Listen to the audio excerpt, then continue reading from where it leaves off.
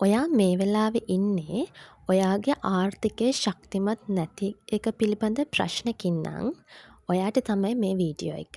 ඉතින් දැන්ම නැවතිලා බලන්න මේ වීඩියෝ එකේ තියෙන රීඩින් එක ඔයාට කොහොමද කියලා. ඉතින් අපි මුලින්ම ඔයාගේ රීඩින් එකට අදාළ කාඩ්ස් ටික සිලෙක්ට් කරගෙන ඉමු. ඔයාට ආපු කාඩ්ස් ටික තමයි මේ තියෙන්නේ. ඉතින් අපි බලමු කොහොමද ඔයාට රීඩින් එක එන්නේ කියලා. ඔයාට ගත්තොත් ඔයා පොඩ්ඩක් ඔයාගේ දැන් තියෙන ස්කිල්ස් ගැන පොඩ්ඩක් සැලකිලිමත් වෙන්න.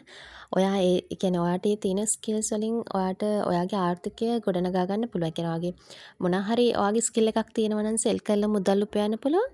ඔයා අනිවාර්යෙන් ඒ පැත්තට යොමු වෙන්න. ඒ කියන්නේ හොඳ ඒ කියන්නේ ඔයා මොන පැත්තේද මුදල් උපයන්නේ ඔයාට ඒ ස්කිල් එක තියෙනවා නම් ඒක ගැන හොඳට තීරණය කරලා හොඳට ඒක ගැන පොඩ්ඩක් රිසර්ච් එකක් කරලා ඔයා ඒ පැත්තට යොමු වෙන්න. අනිවාර්යෙන් ඔයාට සාර්ථක වෙන්න පුළුවන්. සහ ඔයා උපයන මුදල් පිළිබඳව ඔයා පොඩක් සැලකිලිමත් වෙලා ඒ මුදල් කොහොමද ඔයා පරිහරණය කරන්න කියලා ඒ ගැන නායකත්වය දෙන්න බලන්න. ඒ කියන්නේ ඔයාට හොඳ ඒ කියන්නේ මුදල් පරිපාලනය පිළිබඳ හොඳ දැනුමක් තියෙනවා. හැබැයි මේ වෙලාවේ ඔයාට ඒක ඔයාගේ අතින් ගිලිහිලා වගේ ඇත්තේ. හැබැයි මොනා කරත් ඔයාට ඉදිරියට එන කාලෙදී ඔයා හරිම සැලසුම් සහගතව මේ කියන විදිහට වැඩ කරොත් අනිවාර්යෙන් ඔයාට ඔයාගේ ආර්ථිකය ශක්තිමත් කරගන්න අවස්ථාව තියෙනවා. ඉතින් දුක් වෙන්න එපා.